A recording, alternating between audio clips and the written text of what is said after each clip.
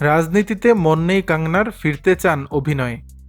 রাজনীতির মঞ্চে পা রেখেই যেন নতুন অধ্যায় শুরু হয়েছিল বলিউড অভিনেত্রী কঙ্গনা রানাউতের জীবনে।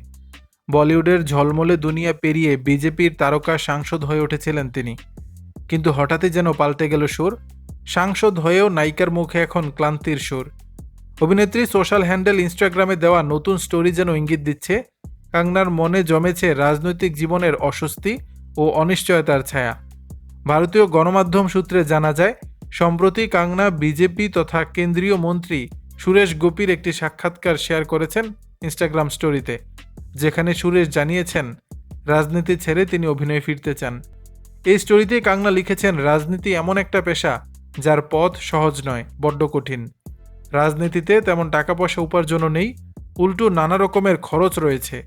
আর শিল্পীরা যদি নিজেদের পেশায় সময় ব্যয় করে তাহলে তাদের দক্ষতা ও কাজের উপর প্রশ্ন তোলা হয়। এখানেই শেষ করেননি কঙ্গনা। তার কথায় রাজনীতিতে ভালো করে কাজ করার পাশাপাশি নিজেদের পেশাতেও কাজ করতে দেওয়া উচিত। কঙ্গনার শেষ মুক্তিপ্রাপ্ত ছবি ইমার্জেন্সি বক্স অফিসে মুখ থুবড়ে পড়েছিল। তারপর থেকেই কঙ্গনা সিনেমার পর্দা থেকে গায়েব। এমনকি রাজনীতির আঙ্গিনায় পা দিয়েও তেমন কিছু করতে পারেননি কঙ্গনা। বেশ কয়েক মাস হলো কঙ্গনার প্রযোজনা সংস্থার হাতে তেমন কোনো কাজ নেই। কোনো মতে চলছে তার হিমাচলের ক্যাফে।